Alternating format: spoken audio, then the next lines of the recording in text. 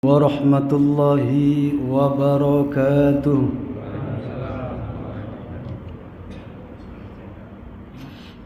Innal hamdalillahi nahmaduhu wa nasta'inuhu wa nastaghfiruh wa natubu ilayhi wa na'udzu bihi min shururi anfusina wa min sayyiati a'malina. Man yahdillahu fala mudilla lahu wa man yudlil fala hadiya lahu. Wa ashhadu an la ilaha illallah wahdahu la syarika lahu wa ashhadu anna Muhammadan abduhu wa rasuluh. Amma ba'du. Para jamaah yang dimuliakan Allah Subhanahu wa taala, kita lanjutkan kajian kitab Al-Adabul Mufrad. Kita telah sampai pada hadis yang ke-306 dengan tema setiap muslim ada sodakohnya. An Abi Sa'id bin Abi Burdah qala sami'tu abi yuhadditsu an jaddi anin nabiy sallallahu alaihi wasallam qala ala kulli muslimin sadaqatun afara'aita illam yajid qala falyamal wal yanfa nafsahu wal yatasaddaq.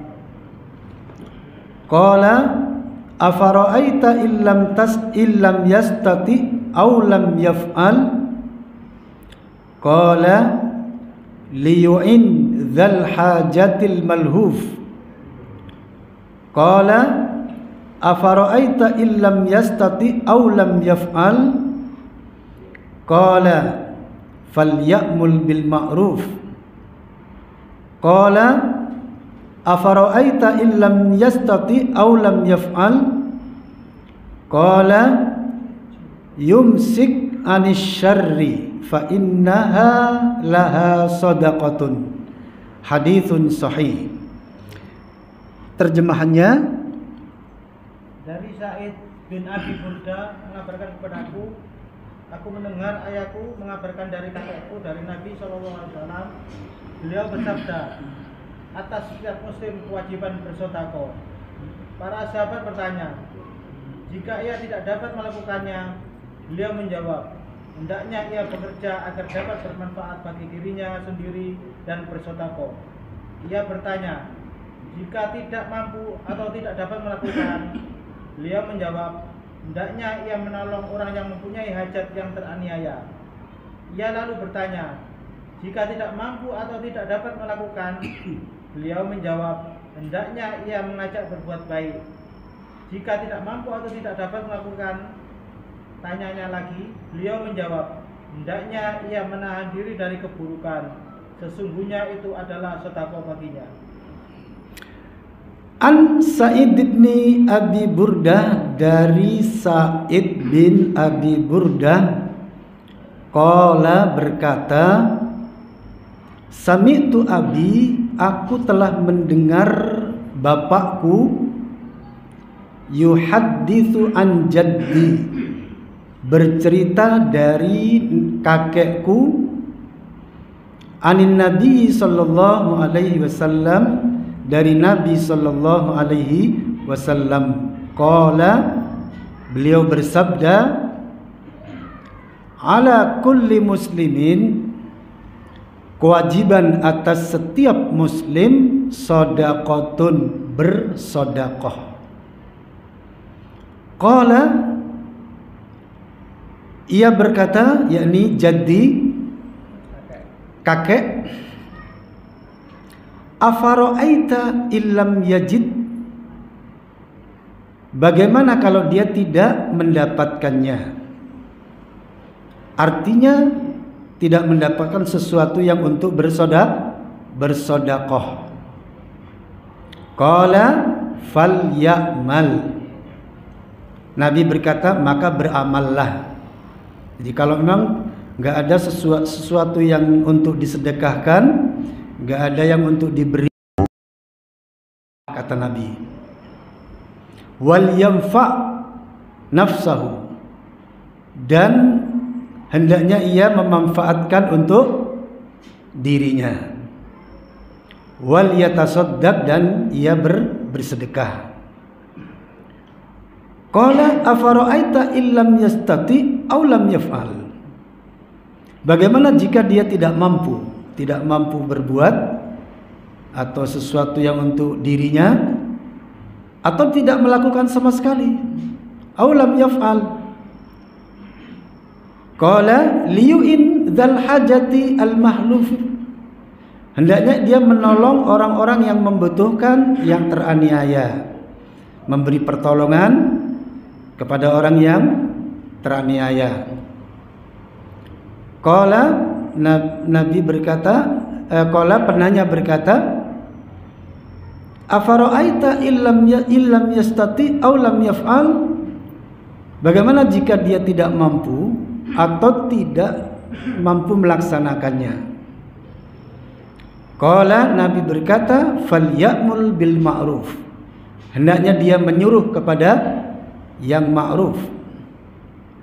Qala, ia bertanya, afara'aita illam yastati aw lam yaf'al. Bagaimana jika dia tidak mampu atau tidak melaksanakan? Qala yumsik anis syarri. Hendaknya dia menahan diri dari perbuatan kejahatan, dari perbuatan yang jelek. Fa innaha lahu shadaqatun. Maka sesungguhnya ia baginya termasuk sedekah. Hadis ini hadis sahih. Mari kita pelajari hadis ini para jamaah. Di dalam Islam, jalan sedekah, jalur-jalur sedekah itu sungguh luar biasa banyaknya yang ditawarkan oleh Islam.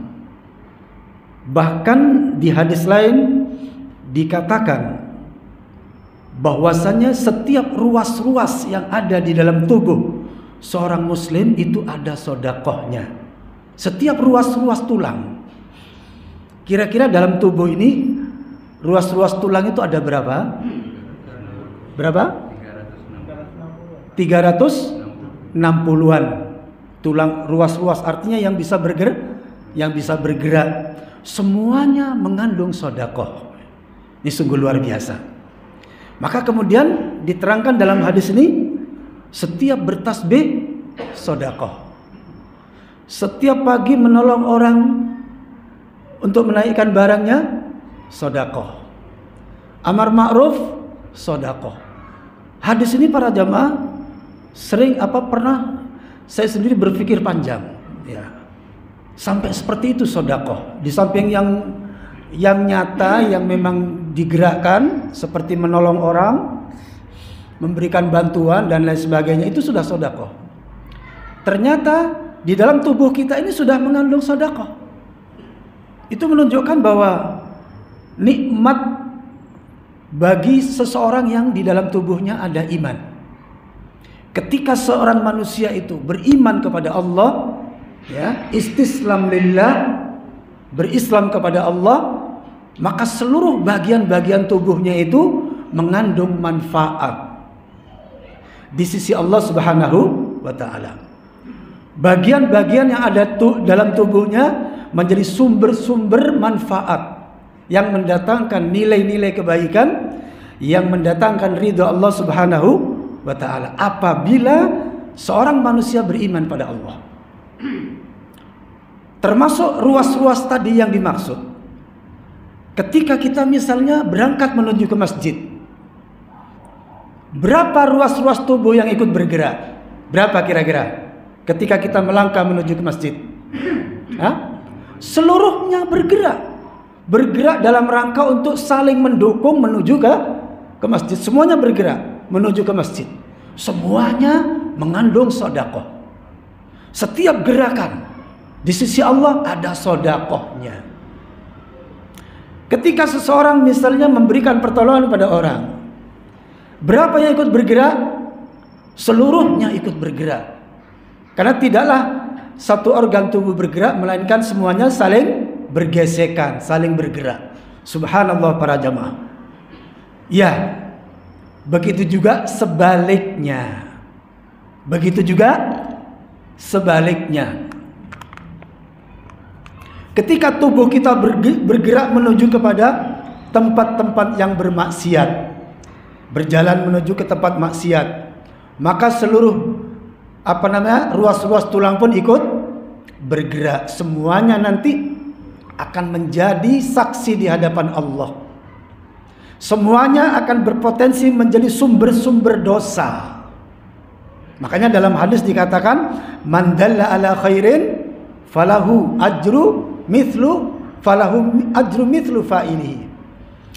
Atau kama qala, siapa yang menunjukkan kepada suatu kebaikan, maka baik baginya pahala seperti pahala orang yang mengamalkannya. Seperti itulah berantai kebaikan itu. Ya, termasuk pada tubuh kita para jamaah. Dari hadis itu maka memberikan kepada kita inspirasi agar kita menggerakkannya di atas jalan yang benar, agar selalu memanfaatkannya, agar tergerak, agar ruas-ruas tulang kita tidaklah bergerak kecuali dalam rangka untuk kebaikan. Itu penting. Apalagi di dalam surat Yasin itu kan ada ya, yauma tukallimuna aydihim, kemudian wa tashhadu arjulahum bima kanu yaksibun.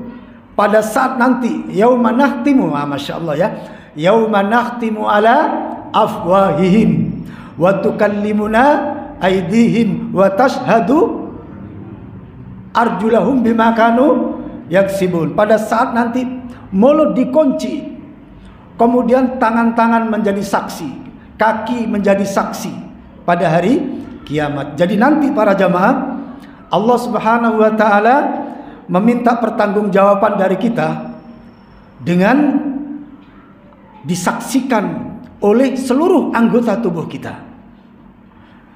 Mereka akan berkata jujur, tidak mungkin berdusta.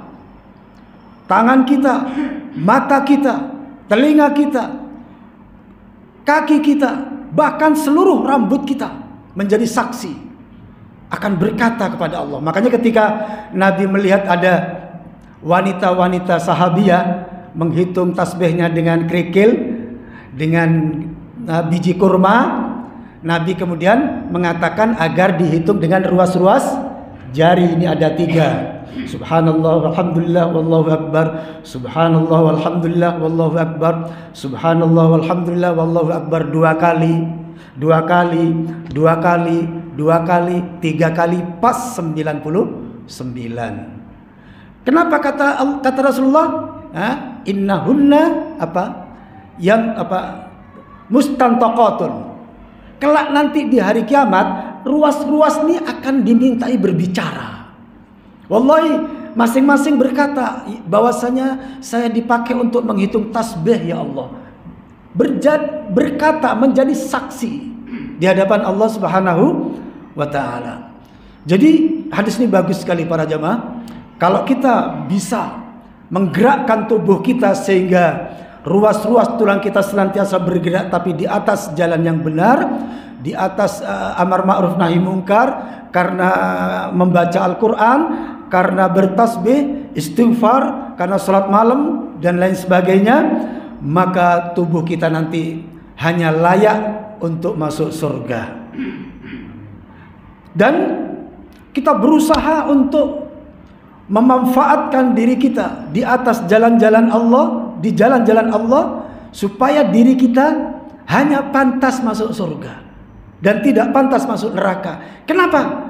Karena neraka tidak punya aset padanya. Betul gak kira-kira? Neraka tidak punya aset sebab tubuhnya dipenuhi dengan sodakoh. Sodakohnya berlipat ganda. Sodakoh baca Quran, sodakoh berjalan menuju ke masjid, Al-khuta ilal masajid. Kemudian sedekah apa? Yu'in dzal hajah al-mahluf, yasta'inu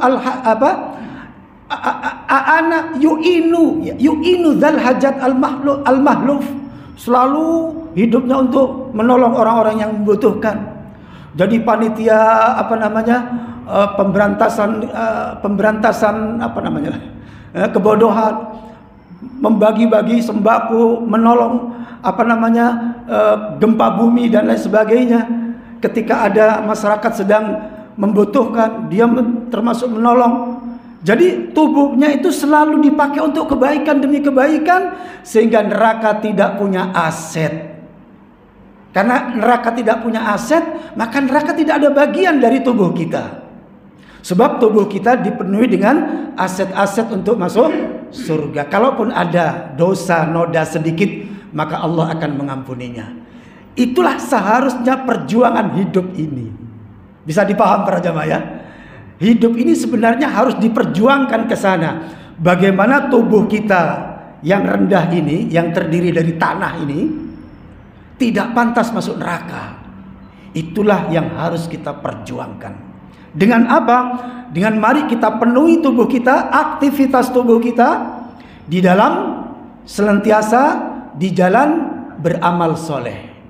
Ya, di atas senantiasa beramal soleh, sehingga tubuh kita hanya layak untuk satu tempat saja, yaitu surga Allah Subhanahu wa ta'ala. Pada hadis ini para jamaah, Nabi menegaskan bahwa setiap muslim itu berkewajiban bersedekah. Sudah di-drop dalam dirinya, sudah di-drop oleh tubuhnya, di mana setiap ruas-ruas, setiap denyut darah, terus apa ini, setiap nadi kita berdetik-detik, detak jantung kita, nadi kita, di sana sedekah. Ketika kita menjalankan kebaikan, beramal soleh, menjalankan perintah, ditambah lagi dengan beramal, melakukan kebaikan demi kebaikan yang bermanfaat bagi dirinya, termasuk menjalankan perintah, menjauhi dosa-dosa, kemudian termasuk juga bersedekah ya, dengan mengucapkan salam, bersedekah secara nyata, yakni menolong orang yang membutuhkan ya. Kemudian termasuk di antara bagian daripada sedekah amar ma'ruf nahi mungkar. Amar ma'ruf nahi mungkar. Amar ma'ruf nahi mungkar itu kriterianya ada 3 tahapan. Tahapan yang pertama yaitu benar-benar digerakkan tubuhnya. Ya, sebagaimana dalam ingkarul mungkar, yaitu mencegah kemungkaran. Kenapa? Dia punya kekuatan. Pak RT punya kekuatan para jemaah. Misalnya ada anak macam-macam di kampung, Pak RT datang, ini RT saya, pergi sana, pergi dia. Karena Pak RT yang ngomong. Oh ya Pak RT. Tapi kalau Pak Ustadz yang ngomong, untuk saat sekarang, ya kira-kira ditertawain kira-kira. Kalau Pak Ustadz zaman dulu, Pak Kiai, wah itu, saya masih teringat di desa itu, ada orang puasa Ramadan gak puasa rokokan, lewat di depan rumah kakek saya. Langsung kakek saya keluar membawa calok, langsung lari mereka ketakutan. Itu zaman dulu. Kalau Pak Yai sekarang kira-kira gimana? Ya kira-kira nanti dulu Pak Yai itu. Tapi kalau Pak RT yang ngomong, Masya Allah para jamaah, karena dia pemerintah. Ya, makanya kalau bisa nanti kalau ada pilihan Pak RT di kampung jenengan masing-masing, silakan mendaftarkan diri. Ya, banyak manfaatnya. Silakan. Ya ini. Wallahi para jamaah, termasuk mencegah kemungkaran. Nah, ini satu. Kalau tidak bisa, cegahlah dengan mulut. Dengan kekuasaan tidak bisa, tangan, ya. Cegahlah dengan mulut. Termasuk amar ma'ruf juga dengan mulut. Mengajak-ajak kepada kebaikan. Bapak-bapak yang nggak pernah ke masjid, mari Pak ke masjid. Rumah-rumah yang memang tidak pernah ke masjid didakwai. Wah, ini bagus para jamaah. Saya punya ide nih. Kalau para jamaah ini sekian banyak jamaah ini, kalau semuanya bergerak, satu orang dapat 10 orang, sudah berapa ratus ribu ini kira-kira. Sering-sering misalnya ada tetangga atau tetangga sebelah atau tetangga ya dekat ya. Kita pertama mengenal mereka, bersahabat dengan mereka, akrab dengan mereka.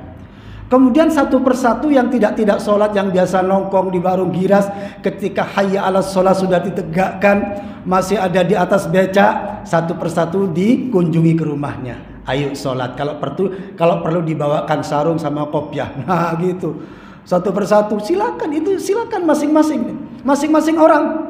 Ini PR dari saya, nanti kalau sudah laporan ke saya. Oh, sudah sekian orang ini. Iya betul itu, sudah sekian orang Pak Ustadz yang saya ini datangi ke rumah-rumah. Ngapain nunggu? Maaf, ngapain nunggu jadi jamaah tabligh? Iya, betul nggak kira-kira? Silakan datangi. Assalamualaikum, waalaikumsalam. Nggak beca tak? Waduh Pak, tasik repot. Datangi, duduk di situ. Sampean sholat ya, gini, ya ceritakan. Oh iya, kasih sarung. Satu, ternyata sudah ke masjid, alhamdulillah. Pak, saya sudah ke masjid, alhamdulillah. Besoknya lagi satu, silakan. Lah kalau semuanya aktif seperti itu, wah insya Allah masjid Allah Pak, penuh itu insya Allah. Lah sekarang ini masjid Allah paling banter cuma satu setengah shop, 1,5 ini kira-kira gimana? Ya karena yang berdakwah itu sedikit gitu loh. Yang berdakwah itu sedikit. Mulai zaman biyen sampai mulai zaman londo sampai saiki sing nang masjid mek iku tok. Wah itu padahal KTP mereka Islam lah ini para jamaah. Nah ini betul ini. Ini amar ma'ruf nahi mungkar. Ini termasuk bagian daripada sedekah. Silakan kalau perlu itu jadi agenda. Maaf, ada takmirnya enggak kira-kira? Takmirnya datang. Kalau perlu jadikan agenda Masjid Nurul Huda itu. Kalau perlu ada panitia khusus dakwah. Lah ini nanti laporan. Wah saya misalnya Bendul Merisi. Di Bendul Merisi alhamdulillah sudah ada 10 orang yang sudah ke masjid. Yang 50 orang masih didakwai. Kemudian mana lagi? Sedati Ini Pak Yusril mana? Juanda. Wah Juanda ada kira-kira 50 orangan yang sudah saya incar dan sudah pendekatan face to face. Sudah sering saya kunjungi dan sudah ada tanda-tanda positif. Yang sudah ke masjid sudah 5 orang. Wah nanti didata di Masjid Nurul Huda. Dalam setahun ini ternyata sudah 100 tukang becak aktif sholat berjamaah di masjid. Alhamdulillah. Kira-kira kalau seandainya ini di Masjid Nurul Huda diwujudkan, berat atau enggak berat kira-kira? Halo? Ya kira-kira enggak kalau sudah dijalani nanti. Panitia khusus kalau dibilang. Kan ada takmir, nanti ada seksi-seksi kan? Panitia dakwah. Lah nanti dicatat itu. Yang belum berisi siapa perwakilannya. Oh yang Juanda siapa? Oh yang mana itu? Bagian kedurus di depan itu. Yang biasa untuk perempatan itu. Sidoresmo. Sido Panjang Jiwo siapa? Ditulis itu. Nanti ternyata dalam setahun ini yang sudah 100% yang mana, yang masih 50% yang mana. Wah, insya Allah para jamaah. Tapi masa berat ya kira-kira.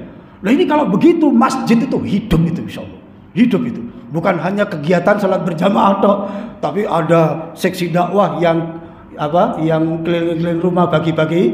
Ya nanti bagi-bagi sembako enak tuh. Bagi-bagi daging sapi juga enak itu. Ini coba ya mungkin bisa dipikirkan ya. Monggo saya nanti insya Allah di Kedung Coek juga mau tak gitu kan kalau di sini sudah sukses. Ya Abu Ahmad ya. Ada panitia khusus.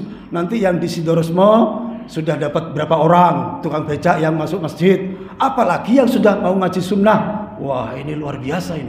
Sehingga setiap tahun kita punya agenda. Sudah sekian orang. Masya Allah para jamaah. Ini amar ma'ruf nahi mungkar. Di Sidoresmo ini sudah ada sekian anak yang misalnya bertato yang tobat misalnya. Dicatat namanya fulan. Nanti ada santunan untuk mereka. Dalam bulan ini di Sidoresmo ini ada janda-janda yang sudah bisa berdiri sendiri itu apa kerja? Mandiri. Kenapa? Dibina oleh Masjid Nurul Huda, jualan es kopior sampai kepada jadi juragan. Wallahi para jamaah, sebenarnya gitu aja kenapa umat Islam kok berat? Betul nggak kira-kira? Hampir tidak pernah ini terjadi. Coba apa yang saya katakan mungkin perlu dijadikan pertimbangan. Kalau memang itu, wah itu gampang itu. Ya insya Allah silakan. Ya nanti semua jamaah dilibatkan karena ada kampung masing-masing. Kampung RT 4, RT 5, RT 6. RT 4 yang belum sholat siapa saja, ya itu diburu. Yang belum nikah siapa saja, lah itu dinikahkan. Yang punya hutang berapa saja, nanti dipinjami oleh Koperasi Nurul Huda, seperti itu. Ini kaitannya dengan amar ma'ruf nahi mungkar. Kalau nanti begini, ada jamaah yang merespon apa yang saya katakan. Wah ternyata Nurul Huda belum bergerak. Gimana kira-kira? Ya bergerak sendiri. Betul nggak kira-kira? Bergerak sendiri, jangan diem. Jangan cuma kata Ustadz Yazid itu, jangan cuma ngajiping. Apa jiping itu? Cuma ngaji kuping tok, wes jebles, mari ngaji turu ngletak, terus ngawas, khas. Sing mikiri dakwah mek ustadz tok mulai zaman biyen sampai zaman saiki. Ustadz tok sing ayo maju. Yo lek bensin ono, lek bensin gak ono lah padha klenger akhirnya.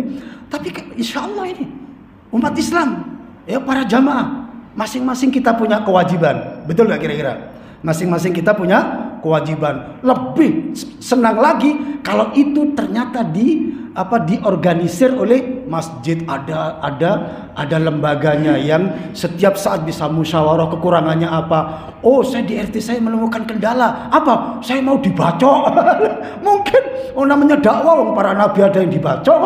Oh, saya dulu hampir di desa para jemaah, hampir leher ini putus tuh hampir.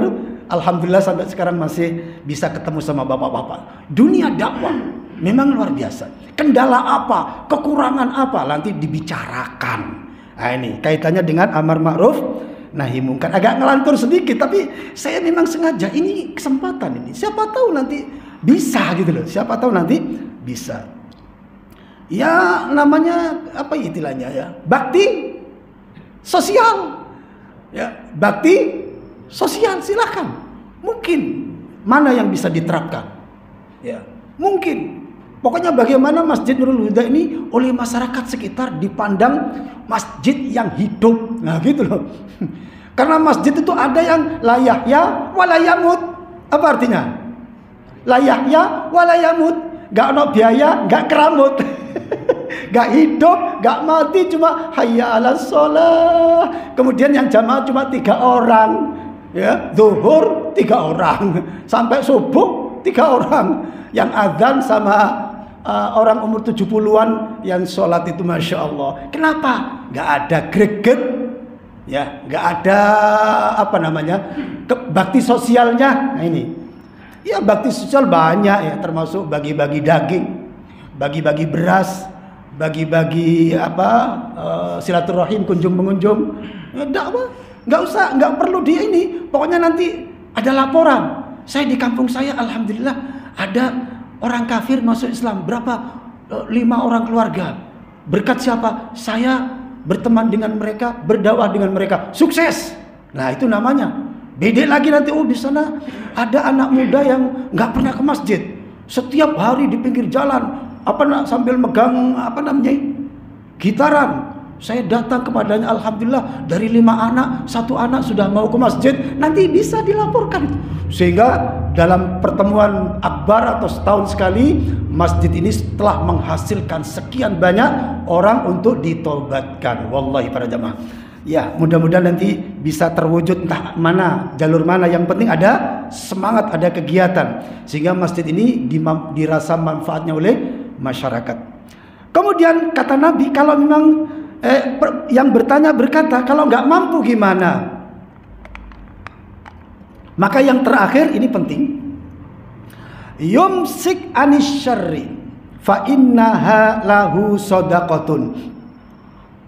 Ia menahan diri dari kejahatan, maka sesungguhnya ia termasuk sedekah. Menahan diri itu artinya tidak menjadikan diri orang lain mendapatkan kenegatifan dari dirinya. Karena yang penting bagi kita, dan itu yang diharapkan oleh Islam, bagaimana diri kita ini senantiasa mengeluarkan aura positif. Paham?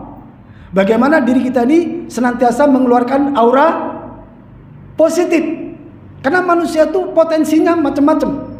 Ada berpotensi positif, ada berpotensi negatif. Itu manusia. Dan pada diri kita dua-duanya ada. Pada diri kita potensi positif dan potensi negatif ada semuanya. Ada semuanya. Makanya dalam mukaddimah itu selalu apa? Wa na'udzubillahi min syururi anfusina wa min sayyiati a'malina. Dan aku berlindung kepada Allah dari kejelekan diri kami dan kejelekan akhlak kami. Wa min sayyiati a'malina. Karena pada diri kita itu ada positif, ada negatif. Maka siapa yang kira-kira bisa menjadikan dirinya selalu memancarkan kepositifan, itulah yang dimaksud hadis ini. Dan itu termasuk di antara sedekah, Suatu ketika dalam riwayat Imam Ahmad, Nabi didatangi oleh seorang sahabat bersama Sufyan bin Abdullah Ats-Tsaqafi. Sufyan bin Abdullah Ats-Tsaqafi bertanya, "Ya Rasulullah, mal Islam?" Wahai Rasulullah, apakah Islam itu? Apa kata Rasulullah? Al-Islamu an yuslima qalbuka lillahi azza wa jalla wa an yaslamal muslimuna min lisanika wa yadika. Rawahu Ahmad. Nabi ditanya, apakah Islam itu ya Rasulullah? Qala, Nabi menjawab, al-Islamu, Islam itu an yuslima qalbuka lillahi azza wa jalla, yaitu hendaknya hatimu tunduk patuhkan kepada Allah azza wa jalla. Ini yang pertama. Yang kedua, wa an yaslamal muslimuna min lisanika wa yadika, dan hendaknya orang lain, terutama orang-orang Islam, selamat dari gangguan lidahmu dan tanganmu.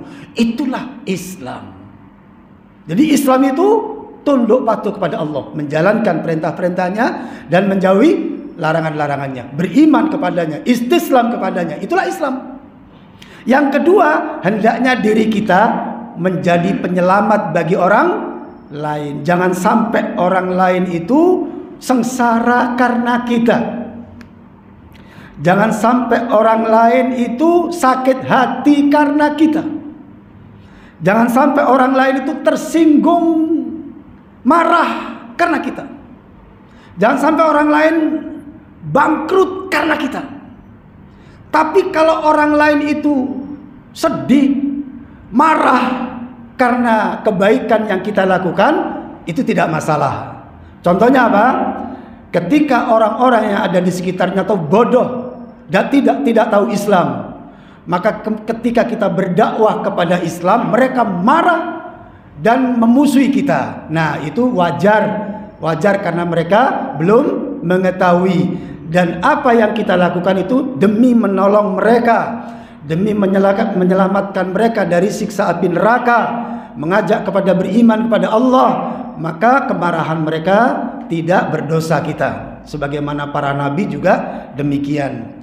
Tetapi ketika kita punya ide yang merusak mereka, ide kita itu menjadikan iman mereka rusak, itulah yang dimaksud, ya, bahwa Islam melarang kita menjadikan orang lain binasa, menjadikan orang lain celaka, menjadikan orang lain rusak persatuannya karena kita. Ini dilarang oleh Islam. Masya Allah, para jamaah, hadis ini bagus sekali, bahwa Islam itu adalah, yaitu orang lain selamat dari gangguan lidah kita dan tangan kita. Maka kita wajib, ya, berusaha menjadikan diri kita ini sebaik mungkin bermanfaat bagi orang lain. Pertama, manfaat bagi diri kita, manfaat bagi istri kita, manfaat bagi anak-anak kita dan manfaat bagi orang lain. Itulah yang diharapkan oleh Islam. Jangan sampai orang lain rusak, pecah karena kejahatan kita. Dan itu termasuk sedekah. Karena pada diri manusia ada dua potensi besar. Potensi positif, potensi negatif. Sebagian ulama salaf pernah berkata, khalaqallahu al-malaikata ukulan bila sahwatin. Allah menciptakan malaikat dengan akal tanpa hawa nafsu. Di malaikat itu hanya dengan akal saja, nggak ada hawa nafsu. Makanya malaikat tidak makan, tidak minum, tidak menikah, tidak kawin. Kenapa? Nggak ada hawa nafsu. Yang ada hanya akal sehat. Dan Allah tidak jadikan mereka lapar, haus, tidak ada, karena nggak ada nafsu. Ya. Kemudian wa khalaqa al-bahaima, Allah menciptakan binatang, ya. Sahwatan bila ukulin, hanya dengan hawa nafsu tanpa akal. Makanya hewan itu, lihat aja kambing. Ada yang punya kambing di rumah? Lihat kambingnya, wah, makan, minum, kawin, serudukan. Makan, minum, kawin, serudukan. Sudah kenyang masih nyemil terus. Kemudian ada pihak lain seruduk. Setelah itu kawin. Ya itu dok. Kenapa? Gak ada akal. Yang ada hanya ada hawa nafsu. Kemudian wa khalaqa ibna adama, dan Allah menciptakan anak Adam, wa raqqaba fihi, dan menumpuk padanya, menumpang tindih padanya. Artinya ditaruh di dalam tubuh manusia itu al-akla was-sahwata, akal dan hawa nafsu. Kalau malaikat tadi cuman akal saja, sehingga mereka taat terus, la ya'sunallaha ma amaru, gak pernah durhaka kepada Allah. Sedangkan binatang hanya hawa nafsu, sehingga makan, minum, kawin, serudukan, doain. Sedangkan manusia dua-duanya akal, hawa nafsu ditaruh oleh Allah dalam tubuhnya, dalam satu tubuh, ya. Sehingga antara akal dan hawa nafsu setiap saat tarung. Suatu ketika akalnya yang menang, suatu ketika hawa nafsunya yang menang. Sehingga kita lihat sepak terjang manusia, suatu ketika bijak banget, suatu ketika wah kayak embek, nyosor terus. Itu manusia.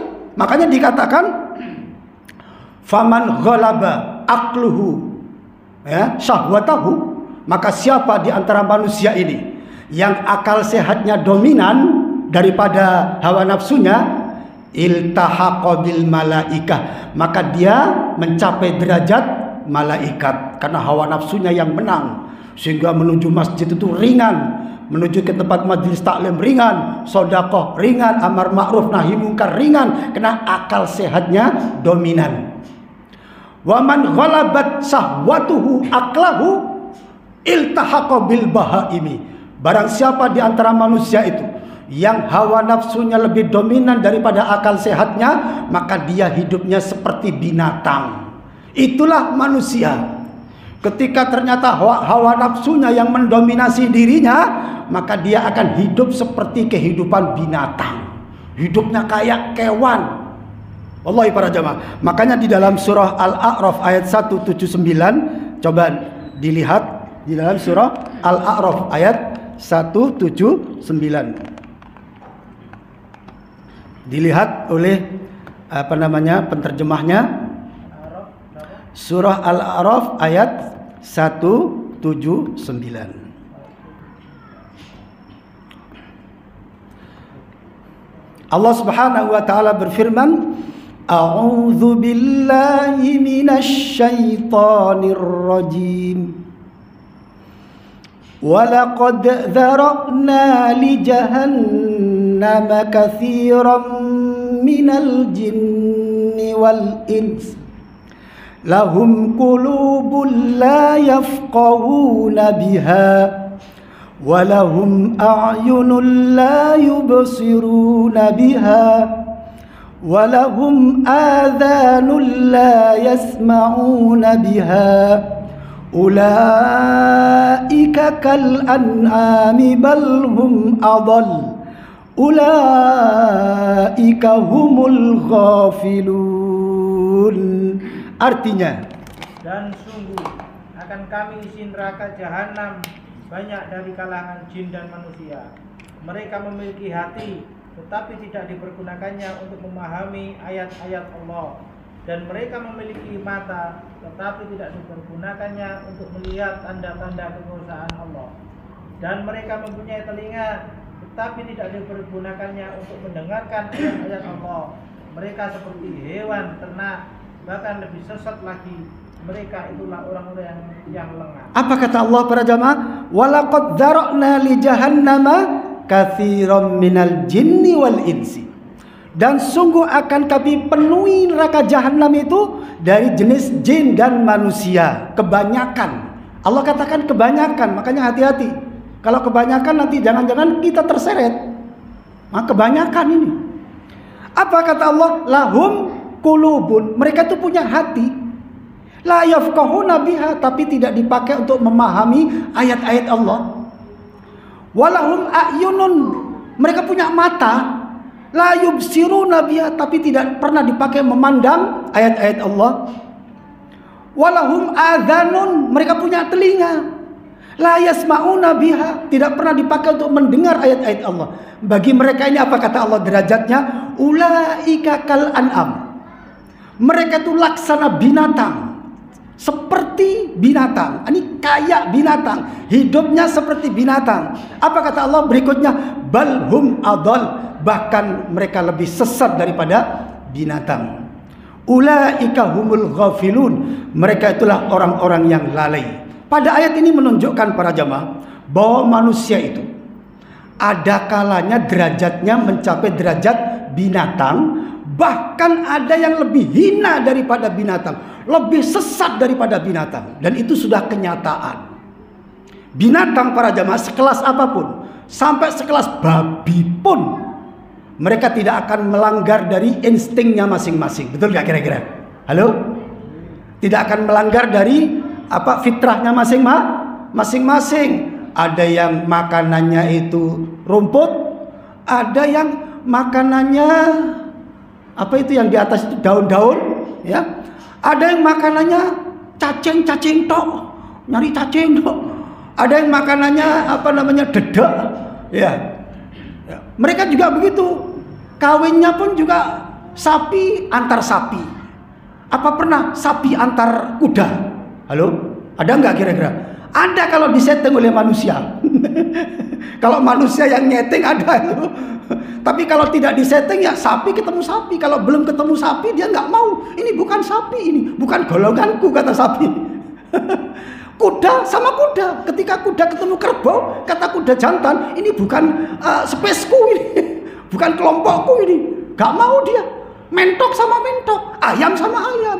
Nah ini. Tapi coba manusia, jalur depan, jalur belakang, semuanya jadi jalur untuk kawin. Makanya kalau ini ayatnya jelas nih para jemaah. Mereka kal an'am, kayak binatang. Apa kata Allah berikutnya? Balhum adall, bahkan lebih hina, lebih sesat daripada binatang. Itulah manusia. Maka akhir daripada kajian ini, mari kita berusaha diri kita ini kita perjuangkan dengan sungguh-sungguh agar benar-benar mendapatkan ridho dari Allah Subhanahu wa taala. Bagaimana diri kita ini menjadi sumber-sumber positif dan bukan sumber-sumber negatif. Ya, bagaimana diri kita menjadi penegak-penegak kebenaran, penyebar-penyebar kebaikan kepada siapapun, terutama pada diri kita, keluarga kita dan kaum muslimin dan umumnya manusia. Semoga kajian kita mendapatkan ilmu yang bermanfaat bagi kita semuanya. Amin ya rabbal alamin. Mari kita tutup dengan doa kafaratul majlis. Subhanakallahumma wa bihamdika asyhadu an la ilaha illa anta astaghfiruka wa atubu ilaik. Assalamualaikum warahmatullahi wabarakatuh.